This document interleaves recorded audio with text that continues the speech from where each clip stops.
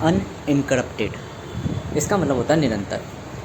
ये मेरे दिमाग में आया कैसे? देखो, निरंतर तो मैं हूँ, ठीक है ना, निरंतर तो मेरी पहचान है, मूल पहचान जो है, पूर्ण निरंतर तो मैं कहलाता हूँ, ठीक है। पर ये मेरे दिमाग में आया कैसे शब्द अंग्रेजी का अनइनकरप्टेड? निरंतर तो मैं कहता रहता हूँ अपने आप को। निरंतर का मतलब केवल ये नहीं है कि लगातार, क्योंकि लगातार से हमारा दिमाग में सेंस ये जाता है, मतलब ये जाता है, हमें फील ये होता है या हमें एहसास ये होता है कि निरंतर का वो लगातार का अर्थ ये है किसी भी चीज़ को लगातार करना, किसी भी पर्टिकुलर चीज़ को लगातार करना। बट जो निरंतर का अर्थ होता है, निरंतर का मतलब होता है ज़रूरी नहीं कि किसी भी चीज़ को लगातार करना, हर एक चीज़ को भी लगातार करा जा सकता है। तो मतलब कि एक हाफ पार्ट ऑफ कंटिन्यूटी, क्या बोलते हैं, हम कह सकते हैं वो कि लगातार प्रयास करना है, डिसिप्लिनरी है। बट एक लाइफ जो कि डिसिप्लिन ही कहलाता है एक तरीके का, क्योंकि लाइफ के दो पहलू होते हैं। एक करियर, जैसे कि लगातार एक ही चीज़ करना, हमारा व्यापारिक जीवन। एक होता है व्यवहारिक जीवन, कुछ भी करना जीवन का मतलब ही ये है, ठीक है, मतलब बिखरी हुई है। तो लाइफ जो है निरंतर है, डिसिप्लिन जो है निरंतर है। वास्तविक डिसिप्लिन जो है, वास्तविक जो हम कहते हैं कि वो हम जो डिसिप्लिन में रहते हैं, हम एक रूटीन में रहते हैं, वो रूटीन क्या होता है, जैसे भी हम हैं, हम आलस कर रहे हैं, हम कुछ भी क्यों नहीं कर रहे हैं, ये हमारी पहचान है। निरंतर ही आपकी पहचान कहलाती है, क्योंकि मूलभूत आप उसी से ही उत्पन्न हो गए। मुख्यतः आपको ये ज्ञात करना चाहिए, मैं कौन हूँ, कौन मैं कोई नहीं हूँ, मैं कोई नहीं हूँ, एक मानव हूँ। बस दूसरे मानव को यूँ कहना चाह रहा हूँ कि देख भाई, तू भी मानव, मैं भी मानव, तो जो हरकतें मैं करूँगा, जो चीज़ें मुझ में आएगी वो तुम में भी आएगी। अर्थात मेरे नज़रिए में यूँ कह लो कि मैं तुमसे उत्पन्न हुआ, तुम्हारे नज़रिए में तुम यूँ कह लो कि मैं तुमसे उत्पन्न हुआ। मैं इससे कोई वाक्य नहीं रखता, क्योंकि वास्तविकता तो यही है, ठीक है। और यहाँ पे मैं एक और चीज़ कहता हूँ, मैं प्रत्येक जीव को, प्रत्येक जंतु को, मैं कहता हूँ सामान्य जीवन जो संतुलन जीवन, पर हकीकत में मैं खुद ही निर्माण करता हूँ उन चीज़ों का जो कि संतुलन को बिगाड़ते हैं, ताकि संतुलन की अहमियत पता चल सके। अहमियत उन्हीं चीज़ों की पता चलती है जो चीज़ें आसानी से नहीं मिलती, और जो चीज़ें लोगों से अलग मिलती है और रेयरली मिलती है, ठीक है। मुख्यतः ये चीज़ें मैंने जानी कैसे? देखो, मैंने एक वीडियो बताई थी कि नेचर को जिसने इम्परफेक्ट बताया था, पर मैंने पहले इम्परफेक्ट बता रखा था, ऐसे डीप वर्किंग वगैरह वगैरह वगैरह, ये सारी चीज़ें हैं। स्वेलो थिंक मत करो, स्वेलो मतलब कि हर बार नोटिफिकेशन, इन चीज़ों को तो मैं भी कहता हूँ शॉर्ट टर्म को मत लो भाई। शॉर्ट टर्म फेवर लोगे तो गरीबी ले जाओगे, क्योंकि आसानी से मिल जाते हैं। इनको करने का मतलब यह है, डीप वर्क लोग कहते हैं कि डीप वर्क एक ही चीज़ पर करते रहो। मेरा मानना है ठीक है, डीप वर्क करते रहो, पर एक बार चिंतन ये कर लो, बिल्कुल क्लियरिटी रखो अपने दिमाग में कि जिस चीज़ में मैं डीप वर्क कर रहा हूँ, क्या वो मेरे लिए बेहतर है या नहीं है। क्योंकि डीप वर्क हर जगह हो सकता है। ये लाइफ के फैक्टर्स है, नेचर के फैक्टर है। ये नेचर के फैक्टर इतने आसान नहीं होते। नेचर के फैक्टर अगर तुमने यूं ही सोच के ले लिए तो ज़िंदगी के अंत में तुम पछताओगे। किसी व्यक्ति की सोच के ले ली, किसी व्यक्ति ने कहा भाई तुम डेली एक्सरसाइज करो, डेली एक्सरसाइज करो, डेली एक्सरसाइज करो, हैं, तुम्हारी सेहत, तुम्हारा आराम, तुम्हारा ज़िंदगी तुम्हारी बिल्कुल मस्त चली। बात उसके साथ पे, जब तुम डेली प्रयास करोगे, डेली एक्सरसाइज करोगे, शरीर तुम्हारा मजबूत हो जाएगा। पर मुझे एक चीज़ बताओ, तुम उस शरीर को लेके स्वस्थ जीवन को लेके आपने सोचो कि मैं पूर्ण ज़िंदगी स्वस्थ रहूँगा, पूर्ण ज़िंदगी वो रहूँगा, बेहतर रहूँगा, वो रहूँगा, तो कभी उस चीज़ का एहसास कर पाओगे जो दुख होगा? कभी उस चीज़ का एहसास कर पाओगे ज़िंदगी में जिसको बीमारियाँ पड़ रही होगी? कभी उस चीज़ की फीलिंग कर पाओगे? नहीं, बस यहीं रह जाओगे कुछ चीज़ों में पार्ट में अभावी। क्यों? डीप वर्किंग का मतलब ये तो है कि चलो ठीक है, मैं प्रतिदिन एक्सरसाइज करूँगा, प्रतिदिन कसरत करूँगा, पर कभी मैं आलस का चक ले पाऊँगा? क्योंकि जीवन में तो आलस भी एक तत्व है। कभी मैं किसी और चीज़ का, या हो सकता है कि मैं इन चीज़ों का लेते लेते आनंद, कभी यही वो जो मूल पहचान की मेरी मूल पहचान क्या थी, व्यक्तित्व है, मानवीय है। और यही हमें बताती है कि निरंतर का मतलब है ऐसी चीज़ जो कभी भी बदल सकती है, कभी भी बदल सकती है, कुछ भी बदल सकती है, कुछ भी। अर्थात लाइफ भी एक निरंतर का ही पार्ट है। ये मेरी ही छाया है जो निरंतर दिखती है वास्तविक रूप में। अर्थात एक मानव की कल्पना में मानव को उसके आसपास की प्रकृति दिखती है मुख्यतः। तो अब निरंतर ये सारी वीडियोज हुई, मैंने वो वीडियो देखी, तो मैं बहुत कम लेता हूँ फीड जो है फ़ोन से बहुत कम लेता हूँ। कैसे? कभी कभार मेरा मन होता, अधिकांश टाइम मैं बोरिंग रहता। बोरिंग का मतलब ये है, मैं स्कूटी चला रहा हूँ, मुस्कुरा रहा हूँ, तो मैं सोचूंगा जिसके पास है नहीं वो क्या है, तब मैं वापस सेट, वापस बोरिंग, वापस मेरा दिमाग कहेगा उसके संग न्याय हो रहा है, तू क्यों हंस रहा है। बस वहीं मेरा सारा वो जो डोपामाइन उछल रहा था वो ठहर जाएगा वहीं पे, बोरिंग जीऊँगा, फिर मैं आ जाऊँगा घर पे, अपना टाइम बहुत बचा लिया। ठीक है, ऐसी फ़ोन देख रहा हूँ, यूट्यूब देख रहा हूँ, 4-5 स्क्रॉल करी, हो गया, बंद कर दिया, बोर हो चुका उससे, जल्दी बोर हो जाता हूँ। ठीक है, क्यों? एक्साइटमेंट मुझे नहीं है, किसी भी चीज़ का इंटरेस्ट नहीं है। फिर कभी कभार मैं देखता रहूँगा 2.5 घंटा, 3 घंटा, 4 घंटा, 5 घंटा, 6 घंटे, 7 घंटे, 8 घंटे, 9 घंटे, 10 घंटे, वो उस टाइम में लगा के बैठा होता हूँ कि मैं आज पूरे 12 घंटे चलाऊँगा फ़ोन। चलाता मैं 2-2.5 घंटे, है ना, मुश्किल से मुश्किल आज तक। मैं सोचता हूँ आज पूरे 12 घंटे चलाऊँगा जब तक बैटरी लो नहीं हो जाएगी, चलाते रहा। अब 12 घंटे के बाद डोपामिन का लेवल हो चुका है 80 पार हो चुका है।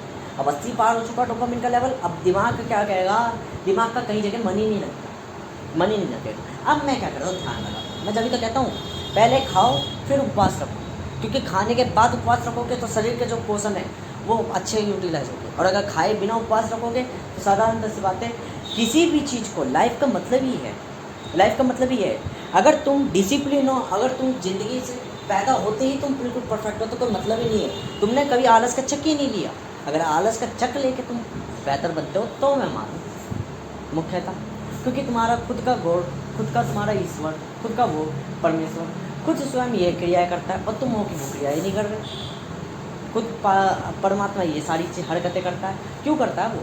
क्यों वो आलसी रहता है? क्यों वो ज़्यादा सोता है? क्यों वो ये सारी चीज़ें करता है? मानवीय तत्व दिखाता है ताकि जब वो प्रोडक्टिव हो तो उसका प्रोडक्टिव का असर ही कुछ और दिखे। मैंने कहा ना, गरीबी का कुछ असर ही कुछ और होता है और अमीरी का इन्फ्लुएंस जरूर होता है, फ्लो में जरूर होता है। फ्लो मतलब कि प्रभावित जरूर होता है बीमारियों से, क्योंकि दुनिया मिसवेरेबिलिटी, काला रंग अत्यधिकता में दिखता है, अतः मिश्रण अत्यधिक हो जाता है, ऊट पटांग चीज़ें पनप जाती है। और यही सामान्यता होती है कि ऊट पटांग चीज़ें देखकर भी एक रिच पर्सन, या रिच की औलाद, अमीर की औलाद कभी ये चीज़ नहीं समझ पाती गरीबी में क्या दुख होता है।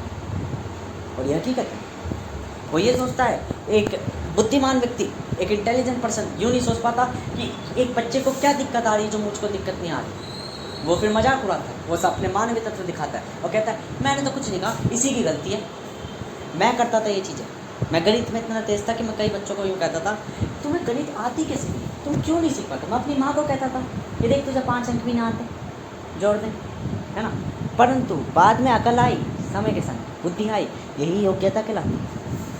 कहने को तो मैं भी समय से पहले समझ चीज़ें प्राप्त करने के हुआ कि अरबोपति बन जाओ, खरबोपति बन जाओ। अरे जो है वो क्यों नहीं बन पा रहे, कभी उनके नज़रिए से देखो, तब ये मुझे योग्य बनाती है। मेरे 3 रूप हैं, 3 रूपों में मैं यही चीज़ें याद करता रहता हूँ। और 4वां रूप जो इन चीज़ों को देखता है, तीनों को देखता है कि तीनों की हरकतें क्या, तीनों में क्या क्या गुण हैं, तीनों में क्या क्या अवगुण हैं, इन सब चीज़ों का आकलन जो करता है वो एनालिसिस है। वही मैथमेटिक्स या फिलोसफी तो क्या बोलते हैं, मैं स्वयं के रूप में लिखता हूँ, पर जो नीति के रूप में लिखता हूँ, विधाता के रूप में लिखता हूँ, उसमें मैं ऑब्जर्व कर रहा होता हूँ कि चल क्या रहा है ज़िंदगी में, और कंट्रोलर की फॉर्म में उन चीज़ों को अप्लाई कर रहा होता हूँ। अप्लाइड मतलब एप्लीकेशन फॉर्म में पुटअप कर रहा होता हूँ, इन्फ्लुएंस हो चुका होता हूँ, इसलिए समझ चीज़ों को चला रहा होता हूँ। तो मुख्य पाठ में समझना क्या, निरंतर अर्थात में मेरी पहचान है, मैं एक अनइंटरप्टेड पर्सन हूँ, मैं कोई एक लगातार पर्सन नहीं हूँ। मैंने जब वो वीडियो देखी तो मैंने डीप वर्क की सारी चीज़ें खुद ने बना रखी, परंतु मैं खुद भी डीप वर्क करता हूँ, मैं स्ट्रैटेजी बनाता हूँ, सब कुछ बनाता हूँ, वो करता हूँ, मैं बोरिंग लाइफ जीता हूँ, पर ये मैं खुद से जीता हूँ, मेरे को कोई व्यक्ति नहीं सिखाता, ना ही मैं किसी व्यक्ति से सीखता। पहली बात ये भी मेरे अंदर की एक मानसिकता है कि भटकी हुई मानसिकता है, जो यूँ कहती है कि अच्छी बात मत एक्सेप्ट करो, अपने आप से करेगा। ये भी मेरे अंदर का घमंड है, ये अहंकार है। क्यों अहंकार है ये अहंकार समय के साथ टूट जाएगा। क्यों टूट जाएगा? कोई व्यक्ति मुझे सिखा रहा है डीप वर्क करने से, मैं उसका मतलब नहीं जाना सकता। अभी मैं बालक, उस नज़रिए में मैं अभी पुअर कैटेगरी हूँ, ठीक है। मैं कहता हूँ कि हाँ मैं गरीब हूँ। देखो गरीब हकीकत में हर व्यक्ति अमीर, हर व्यक्ति रिच है, बट जब देन यू विल थिंक, जब तुम सोचते हो तब तुम पुअर बन जाते हो। कहने का मतलब क्या है, रियलिटी में आप सब अमीर हो, मैं भी अमीर हूँ। अब ये आप सबको क्या कह रहा हूँ मैं किसी और को वीडियो सुनाना चाहता हूँ ना, मेरा आने वाला वेरिएंट जो मुझसे सुनेगा, मैंने कहा ना कि मैं क्या बोलते हैं मुझसे सब उत्पन्न हुआ, अर्थात मेरा ही अगला रूप जो मुझसे उत्पन्न होगा आने वाले समय में वही इसे देखेगा। मैंने कही ना कि सब चीज़ें मेरे में से हैं, तो यही चीज़ तो मैं बता रहा हूँ। एवरी टाइम मैं इस तरीके से बताता हूँ कि मेरे अंदर पैदाइशी एक एक्टर है, पैदाइशी में एक आर्टिस्ट हूँ, पर मुझे ड्राइंग नहीं आती, मुझे एक्टिंग नहीं आती, मुझे रियलिटी में सामाजिक रूप से कुछ नहीं आता, परंतु मैं उससे ज़्यादा कुछ जानता हूँ मेजरली। मैं कोई सोशोलॉजी, एंथ्रोपोलॉजी, साइकोलॉजी, कोई फिजिक्स, केमिस्ट्री, मैथ, कोई मैं टॉपर नहीं हूँ इन सब चीज़ों में, ना ही मैं अंक ला सकता। आज मुझे कोई पेपर पकड़ा तो मैं बिल्कुल फेल ही हूँ, परंतु जो मेरी खुद की एब्स्ट्रैक्ट है उसमें मैं दावे से कह सकता हूँ किसी और माई का लाल में दम नहीं है, 8 अरब इंसानों में दम नहीं है कि वो उस एब्स्ट्रैक्ट को पढ़ के बताते जो मैं लाता हूँ। क्यों? मेरा ऑर्डिनरी ट्रेट है, आप भी बना सकते हो, आप भी बिल्ड कर सकते हो। अर्थात मैं अपने आने वाले वेरिएंट को ही करूँ। क्यों मैं अपने आने वाले वेरिएंट को करता हूँ? मैंने कहा ना मैथमेटिक्स में तेज था, बाद में लो हो गया, या ये मैं रिकॉर्डिंग क्यों करता हूँ कि ये डेटा आज तो मैं हूँ स्टेबल, आने वाले समय में ना हूँ स्टेबल। समय का क्या पता। बुद्धिमान व्यक्ति वही होता है जो समय के आने वाले परिस्थितियों की भी सोच लेता है कि क्या आज तो मैं स्टेबल हूँ, क्या आने वाले समय में होऊंगा या नहीं होऊंगा, इस बात की चिंतन वो कर लेता है, वही बुद्धिमान कहलाता है, वही चालाक कहलाने लगता है। क्योंकि जिसने समय से पहले कार्य कर लिया वो समय आने वाले पे, तो वो आने वाले समय से पहले निकल जाएगा। और इसमें कोई हास्य की बात नहीं, इसमें कोई बुरा मानने वाली बात नहीं कि वो व्यक्ति चालाक था, वो व्यक्ति वो था। देखो आप अपने नजरिए से देखो, आपने उस समय कुछ और क्रिया कर रहे थे, आप कुछ और आनंद ले रहे थे, वो उसमें कुछ और आनंद ले रहा था, वो कुछ और सोच रहा था, अब वो कुछ और सोच रहा था, उसने भी वही काम करा। आप पे भी अभी भी प्रेजेंट में टाइम है। मान लो किसी व्यक्ति ने 10 साल पहले मेहनत करनी चालू कर दी, आज वो आपके टाइम पे, प्रेजेंट टाइम पे अमीर बन चुका। ठीक है, आप गरीब हो, आप देख रहे हो यार ये अमीर है इसके ये चालाक है, ये बहुत सादे रहे, अमीर बन चुका, ठीक है कोई दिक्कत नहीं। आप आने वाले जो 10 साल है वो अब भी आप पे है, बस अब मेहनत कर लो, आने वाले 10 साल बाद आप अमीर बन जाओगे। हो सकता है उसकी औलाद आने वाले 10 साल में बर्बाद कर दे। तो ये चीज़ें हैं ना, सीधी सी बात है, कोई बुरा नहीं। इसलिए मैंने कहा था एक जगह, time is unlimited, time is illusion, time unlimited है। हर व्यक्ति, प्रत्येक व्यक्ति यूँ कहेगा उम्र निकल गई तो कुछ नहीं होगा, पर वास्तविक तो खुद ही अंधविश्वासों में जी रहा है। क्योंकि समय तो प्रारंभिक रूप से है और समय अनंत काल तक है, आपके जाने के बाद भी और आने के बाद भी। ये है समय कि समय तो फैला हुआ है, फैला भी है। जैसे एक पानी फैलता है, पानी, धन, ये समझ चीज़ें, इन सब चीज़ों में, तत्वों में नियतियों का कारक चलता है। और नियति मतलब मायाओं का, और मायाएं क्या है? ये समय भी तो एक माया ही है। 3 तरह की मायाएं चलती है, और इन मायाओं से ऊपर जो है वो ही निरंतर कहलाती है। महामाया कौन सी पहचान कहलाती है? निरंतर, पूर्ण निरंतर की पहचान। और पूर्ण निरंतर कौन कहलाता है? जिसकी छाया रूप से दिखती है। अर्थात कहने को तो मैं प्रकृति से सीखता हूँ, प्रकृति से जानता हूँ, प्रकृति से बनावट बनता हूँ, प्रकृति से निर्मित होता हूँ, प्रकृति से क्या बोलते हैं अंकुरित होता हूँ, प्रकृति में ही मिल जाता हूँ, प्रकृति में ही समा जाता हूँ, प्रकृति से ही वापस प्रकृति का ही निर्माण कर देता हूँ। अर्थात मेरे से ही प्रकृति बनती है, मैं ही प्रकृति से बनता हूँ, अर्थात प्रकृति का पुत्र ही कहलाता हूँ। परंतु यहाँ ये समझना है कि प्रकृति पहचान मेरे से कहलाती है, पूर्ण निरंतर स्वयं से नहीं है, मुझसे है।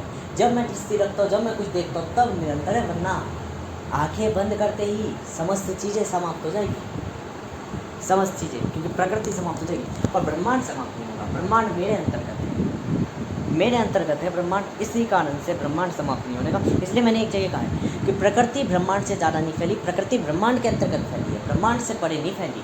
ब्रह्मांड के अंतर्गत मतलब 1 सेंटीमीटर का फर्क है, बस 1 सेंटीमीटर मतलब सबसे सूक्ष्म बिंदु का फर्क है कि ब्रह्मांड और प्रकृति, कि प्रकृति कहाँ तक फैली है। मतलब ब्रह्मांड के पूर्ण रूप से कह सकते हैं प्रकृति फैली है, और थोड़ा सा नेग्लिजिबल पार्ट में प्रकृति नहीं फैली है।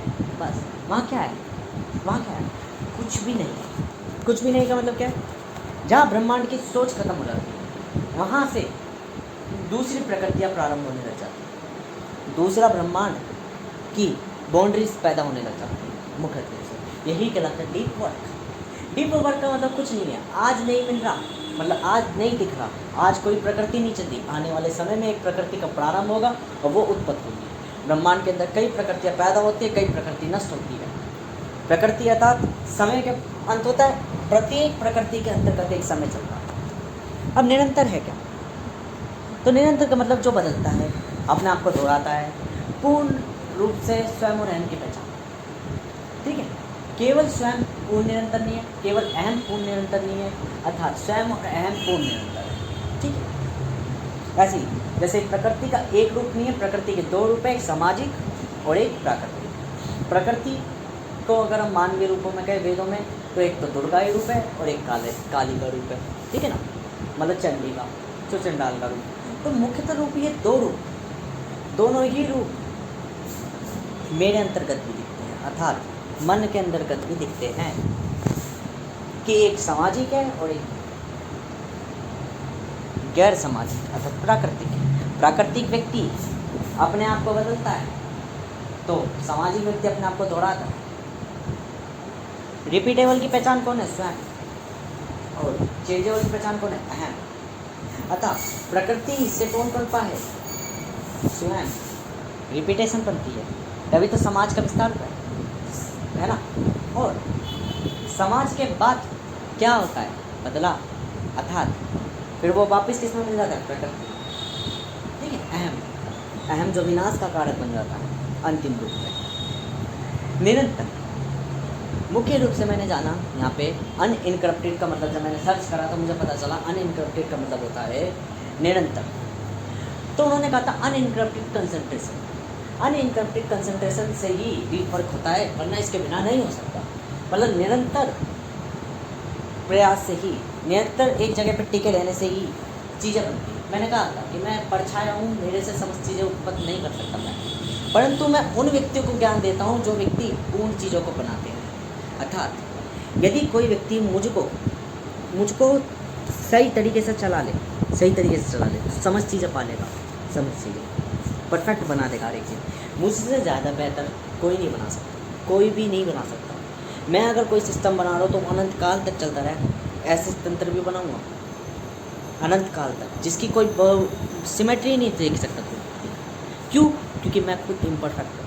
क्यों मैंने चुना कि मैं एक इम्परफेक्ट पर्सन हूँ? क्यों मैंने चुना कि मैं सबसे निचला पर्सन हूँ? क्यों मैंने सुना? क्योंकि मैं सामान्य व्यक्ति की तरह यूँ नहीं कि केवल अपना स्वार्थ देखता हूँ, मैं समझ चीज़ों का स्वार्थ देखता हूँ। मैं देखता हूँ कि जो सबसे नीचा पद है, क्या उसको क्या मिल रहा है, क्योंकि मेरे अंदर ये भावना है, मुझे से ये समझ मानवों में ये भावना है।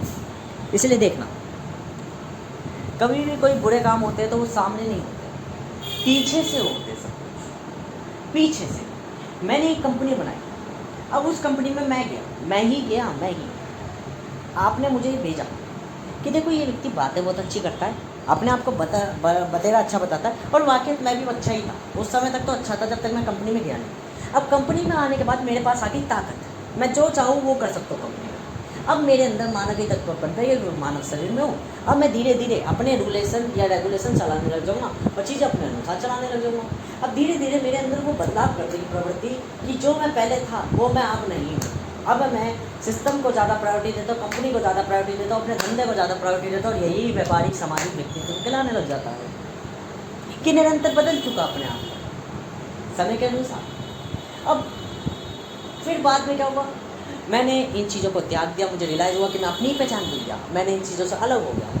अब मैं क्या हो गया? समय ब्रेक हो चुका, समय नहीं ठहर गया, अब समय नहीं आएगा वापस कि मेरे साथ समय चल देगा कि मैं दूसरी जगह। अब समय से परे होके मैं विधाता ही रूप में आ गया, जहाँ पे मैंने एनालाइज करा कि मैंने गलत करा था, मैंने असत्य करा था। यही मानसिकता कहलाती है कि एक एब्स्ट्रैक्ट फिलोसोफर, फिलोसफी तो लिखता आइडियलिस्ट, पर रियलिटी में आइडियलिस्ट नहीं चलती। रियलिटी में आइडियलिस्ट एंड मटेरियलिस्ट बहुत चलती है। मटेरियलिस्ट जो प्रभावित करते थे, जो बुरा बना देते व्यक्ति को।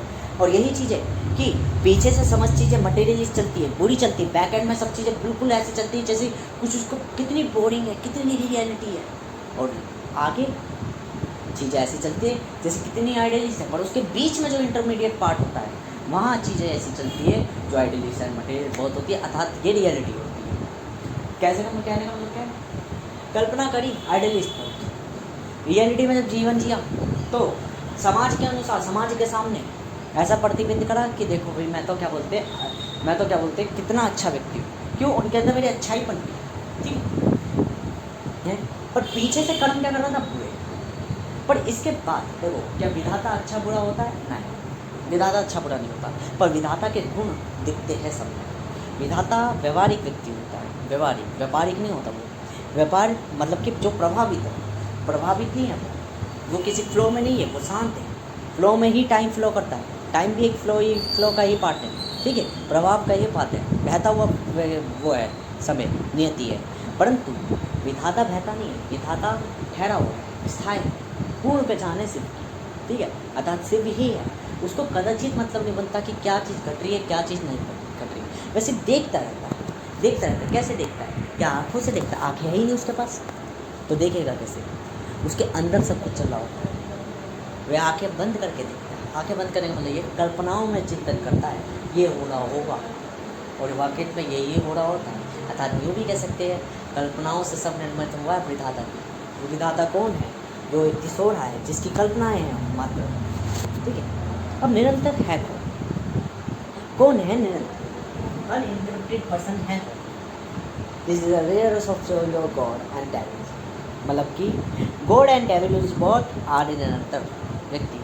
गॉड फादर कौन है? Fully complete man. क्या ये इम्परफेक्ट है? या क्या ये परफेक्ट है? हाँ, पर कब? जब ये किसी परिस्थिति में पर्टिकुलर, ठीक है, अर्थात ये एक स्पेशल जर्नलिस्ट है जो पर्टिकुलर सर्कमस्टेंस के अनुसार अपने आप को परफेक्ट बना लेता है। ये योग्य व्यक्ति है, ये चिंतन करता है, ये 3 रूपों में विराज होता है तुरंत ही किसी भी स्थिति में। और चौवा रूप तब रखता है जब किसी स्थिति में एग्जिस्ट नहीं करता। ठीक है, किसी तंत्र में एग्जिस्ट नहीं करता, ये किसी व्यवस्था में एग्जिस्ट नहीं करता, ये तब ये चौवा रूप रखता अपना, अर्थात शिव का स्थायी रूप, आत्मय रूप। और जो कदाचित सब चीज़ें पनती उसी से पनती है, पर उसके शेष भाग उसने बनाई नहीं है। ठीक है, बनाई किसने? उसी के रूप उन्होंने स्वयं और अन्य, अतः क्रिएटर और मतलब रचयिता और कर्ता ने, और रचयिता और कर्ता को अंत में किसी ने ऑपरेट करा, मतलब किसी ने व्यवस्थित करा, किसी ने मैनेज करा, वो है कंट्रोल। जो इन दोनों का मिलन रूप है, अतः पूर्ण व्यक्ति कंट्रोल। ठीक है, मुख्य बात अब क्या समझनी है? मुख्य बात अब ये समझनी है कि देखो, निरंतर कोई व्यक्ति नहीं, अनइंटरप्टेड पर्सन एक ऐसा रेयर पर्सन है जो गिव वर्क करता है खुद ही, उसे कोई बताता नहीं, और अगर वो बताता तो वो मानता नहीं। एक समय मैंने कहा ना, हम 17 से 19 वर्ष तक रहेगा। 17 से 19 वर्ष तक कोई उससे कुछ नहीं बताता, वो हर चीज़ में उंगली गाड़े रहेगा। डिसिप्लिन का, कि डिसिप्लिन से हर एक चीज़ चलती है, वो कहेगा मैं नहीं मानता डिसिप्लिन से हर एक चीज़ चलती है, पर वो इसी बात पे रियलिटी जान जाएगा कि वास्तविक में डिसिप्लिन है।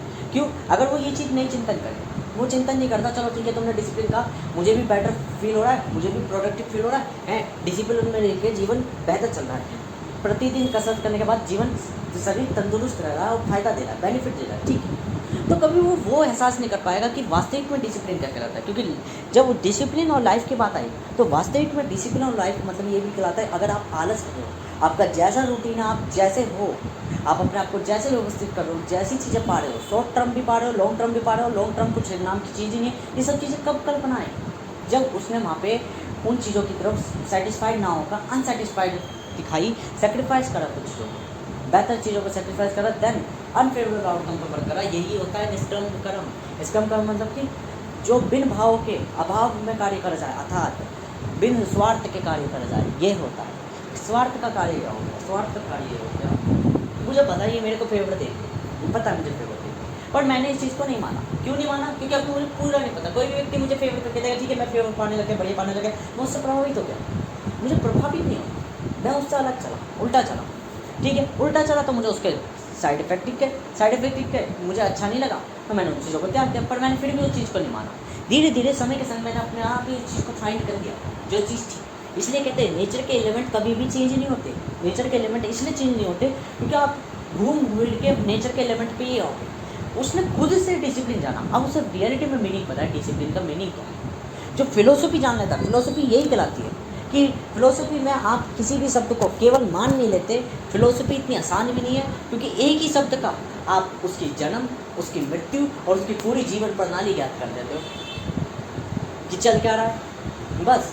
तो उसका मौलिक रूप पता चल जाता है। जैसे एक बच्चे को तुमने एक शब्द बताया कि एहसास क्या होता है। अब मान लो कोई बच्चा है, वो कहेगा एहसास नाम की ध्वनि निकाल रहा है ये व्यक्ति मेरे सामने, उसे नहीं पता ये मेरा बाप है, वो कहेगा एहसास नाम की ध्वनि निकालता है। धीरे धीरे वो चीज़ को रिपीट करने लगेगा, धीरे धीरे समय के संग यही समय बॉर्न होता चला जाता है, पैदा होता चला जाता है, समय प्रारंभ होता चला जाता है, चलता चला जाता है लगातार निरंतर। आप बताते गए, अब उसको कहीं सारी स्टोरीज, आपको स्टोरी कह के तो नहीं बता रहे कि देखो मैं एक स्टोरी बताता हूँ उसमें मुझे एहसास हुआ, नहीं, आप एहसास हर बार दोहराए जा रहे हो।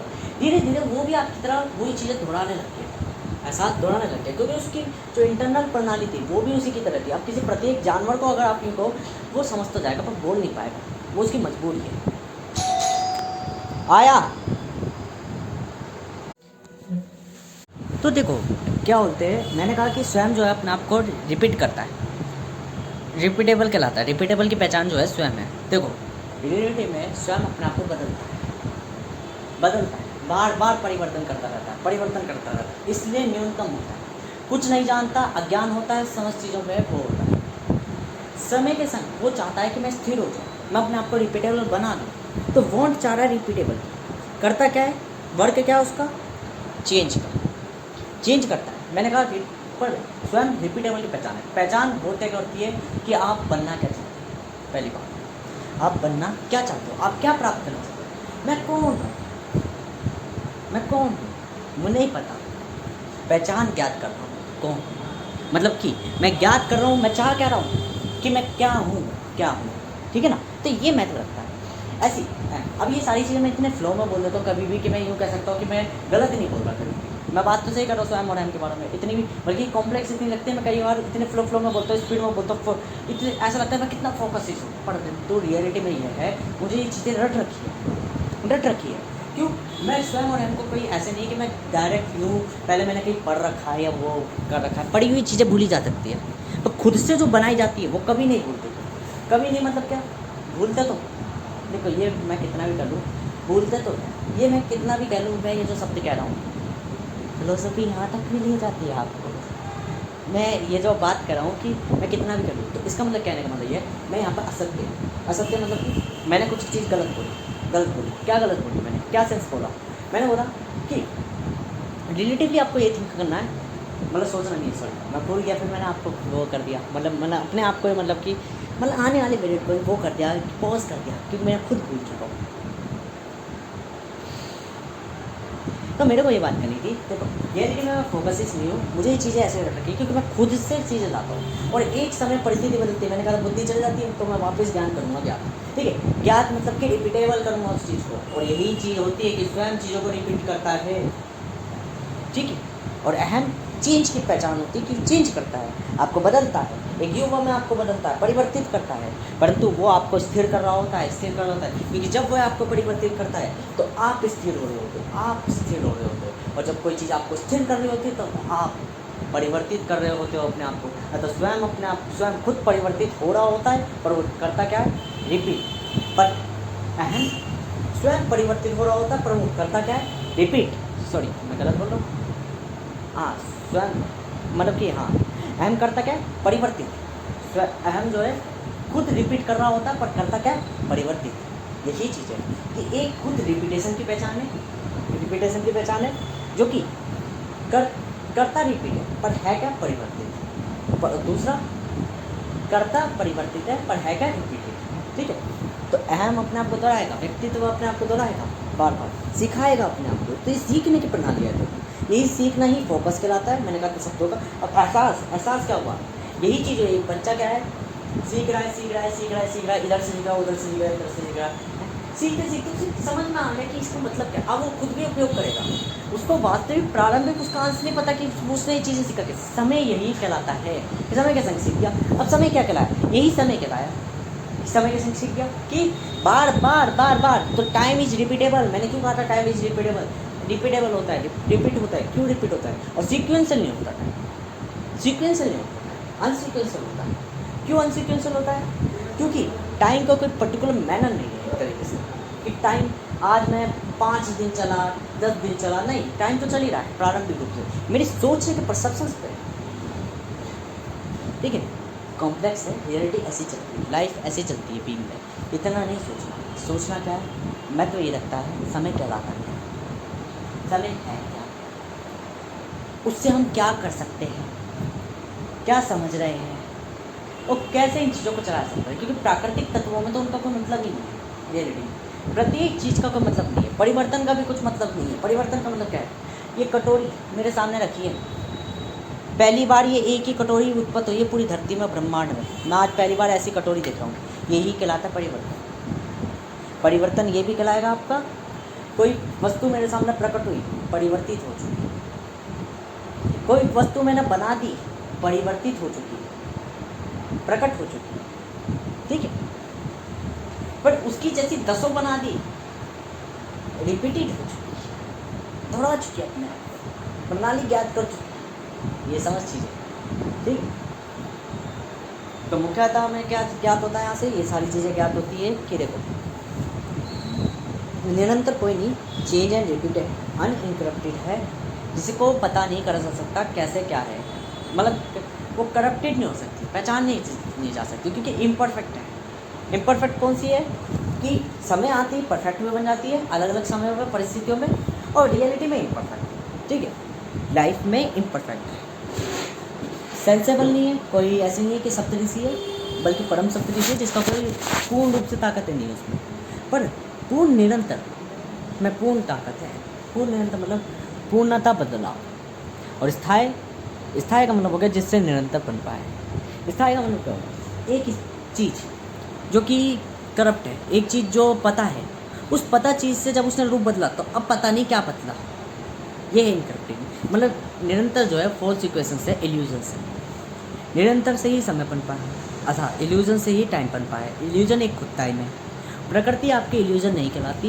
क्यों नहीं कहलाती? क्योंकि प्रकृति का एक पार्ट सिक्वेंशियल होता है जो इल्यूजन कहलाता है, एक पार्ट अनसिक्वेंशियल होता है जो रियल होता है, तो इसलिए प्रॉपर इल्यूजन नहीं होता। और ऐसी स्वयं एम में एक पार्ट जो होता है इल्यूजन होता है, तो दूसरा उसके कंपैरिजन में रियल हो जाता है, और फिर दूसरा रियल हो जाता है, तो दूसरा इल्यूजन हो जाता है, तो पल्ला वो क्या बोलते हैं, रियल हो जाता है। ये कैसे हो रहा है? क्योंकि देखो एक हॉरिजॉन्टल के दो पॉइंट्स हैं, ठीक है, हॉरिजॉन्टल के 2 पॉइंट्स हैं।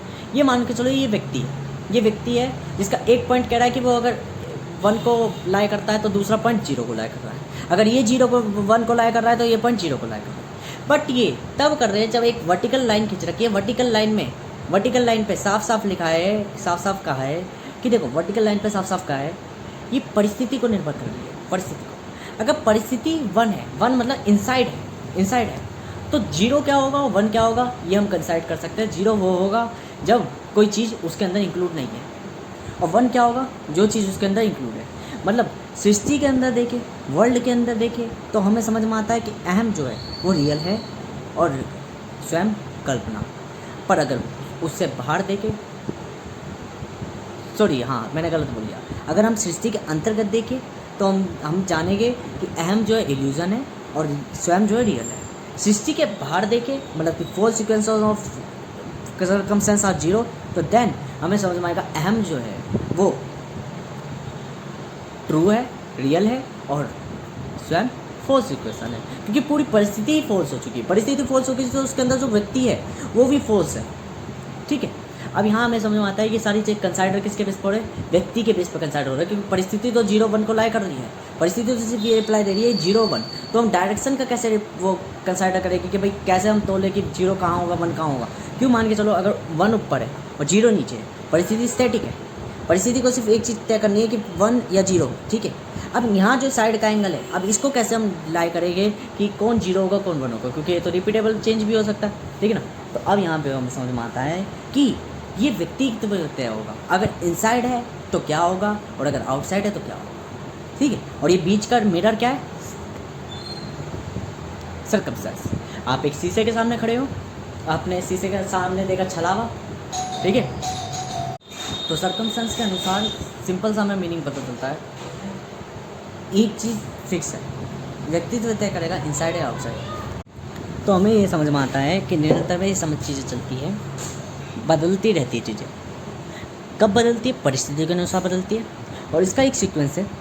यदि नेचर या सर्कमस्टेंस रिपीटेबल है तो चेंजेबल होगा, जो भी पर्सन होगा, जो भी क्वालिटी होगी, जो भी देखने वाला व्यक्ति होगा, ऑब्जर्वर होगा, जो स्थायी है। और यदि परिस्थिति वो है क्या बोलते हैं अपने आप को चेंज कर रही है, तो वो रिपीटेबल हो जाएगा। मतलब क्या, मतलब अपोजिट होगा। क्यों अपोजिट है? क्योंकि परिस्थिति बनी किस पे है, उसी के बेस पर। देख रहा है तो समझ में आ रहा है, नहीं देख रहा है तो फॉल्स इक्वेशन से, और फॉल्स इक्वेशन मतलब ओवरऑल सर्कमस्टेंस फॉल्स है। तो रियल क्या है, ट्रू क्या है, ये सब चेंज होता रहेगा, ट्रू एंड रियल। यही अनइनकरप्टेड कहलाता है, जो चीज़ अपने आप को बदलती रहे पर टाइम।